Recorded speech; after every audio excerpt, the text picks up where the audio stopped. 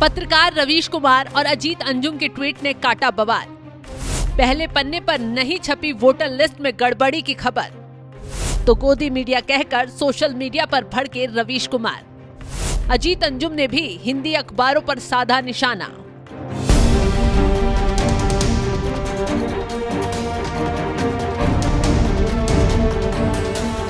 राहुल गांधी ने चुनाव आयोग के ऊपर एक बम फोड़ा था जब उन्होंने प्रेस कॉन्फ्रेंस कर सबूतों के साथ वोटर लिस्ट में फर्जीवाड़े को उजागर किया। दावा किया कि महादेवपुरा में 1 लाख से ज्यादा फर्जी वोट जोड़े गए, बड़े पैमाने पर वोटों की गड़बड़ी की गई और ये सब चुनाव आयोग और बीजेपी की मिली भगत से हुआ। राहुल गांधी ने गड़बड़ी के कई उदाहरण भी दिए, जैसा कि टीका कुमारी आचार्य नाम की महिला वोटर जिसकी उम्र 35 साल है और उसके घर का नंबर 0 है। इसका EPIC नंबर SVF 82800943 है।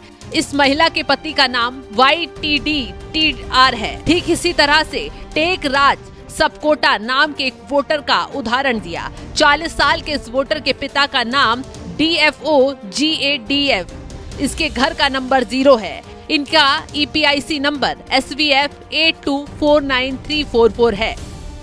इसी तरह कई उदाहरण राहुल गांधी ने गिनवाए और फिर चुनाव आयोग को घेरा तो सियासी पारा अपने आप चढ़ गया और चुनाव आयोग पर कई सवाल उठने लगे। राहुल गांधी ने इतना बड़ा आरोप लगाया, इतना गंभीर मुद्दा उठाया, लेकिन दूसरे दिन कई हिंदी अखबारों ने इस खबर को फ्रंट पेज पर जगह तक नहीं दी और इसे कोई महत्व ही नहीं दिया गया।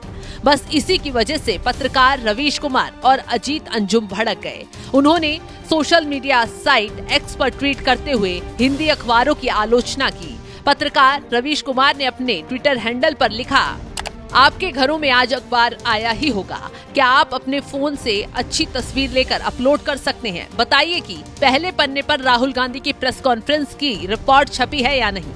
अगर भीतर के पन्ने पर छपी है तो उसकी भी तस्वीर अपलोड कीजिए। गोदी मीडिया लोकतंत्र का हत्यारा है, इन पर नजर रखना आपकी सुरक्षा के लिए बहुत जरूरी है।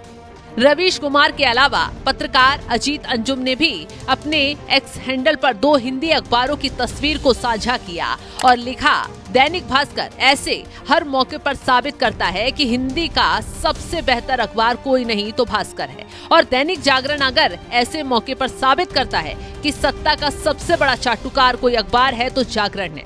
जागरण में राहुल के खुलासे की खबर पेज नंबर 13 पर छपी है। तो इस तरह से रवीश कुमार और अजीत अंजुम ने वोटर लिस्ट में हुई गड़बड़ी के दावे की खबर को अच्छी तरह से नहीं छापे जाने पर कुछ हिंदी अखबारों को निशाने पर लिया।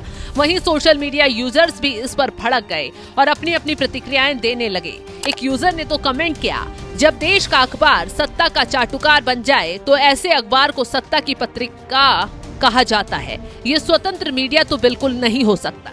सत्यपाल मलिक ने कमेंट किया, भारतीय पत्रकारिता के इतिहास में इससे ज्यादा शर्मनाक और कुछ नहीं हो सकता, इसलिए इतिहास इन्हें कभी माफ नहीं करेगा। अभी नाम के यूजर ने लिखा, गोदी मीडिया ने कलम को कब का गिरवी रख दिया है, अब वो सत्ता की चौखट पर सजदा करने लायक ही बची है। जो कभी जनता की आवाज हुआ करते थे आज वे हुक्मरानों के प्रवक्ता बन बैठे हैं। ये पत्रकारिता नहीं, अपने खुद के जमीन का सौदा किए बैठे हैं और ये सौदा पूरे समाज को मर्मन्तक चुप्पी में धकेल रहा है। आगे एक और यूजर कुलदीप भास्कर ने लिखा, जब देश का अखबार सत्ता का चाटुकार बन जाए तो ऐसे अखबार को सत्ता की पत्रिका कहा जाता है। ये स्वतंत्र मीडिया तो बिल्कुल ही नहीं हो सकता। इसे ही गोदी मीडिया कहते हैं, जो सत्ता से सवाल न पूछ के विपक्ष से सवाल करता है। एक यूजर ने और लिखा, 11 साल से अखबार नहीं पढ़ा, क्योंकि अखबार वो नहीं दिखाते जो जनता के हित में है, बल्कि वो दिखलाएंगे जो उनके आकाओं के हित में है। तो इस तरह से पत्रकार रवीश कुमार और अजीत अंजुम के X पर ट्वीट के बाद सोशल मीडिया यूजर्स कमेंट कर रहे हैं और वे भी इन अखबारों की आलोचना कर रहे हैं। वैसे आप रवीश कुमार और अजीत अंजुम की बात से कितना सहमत हैं? क्या आप भी मानते हैं कि कुछ अखबार पत्रकारिता नहीं बल्कि सत्ता की चाटुकारिता कर रहे हैं? कमेंट बॉक्स में अपनी राय जरूर बताएं।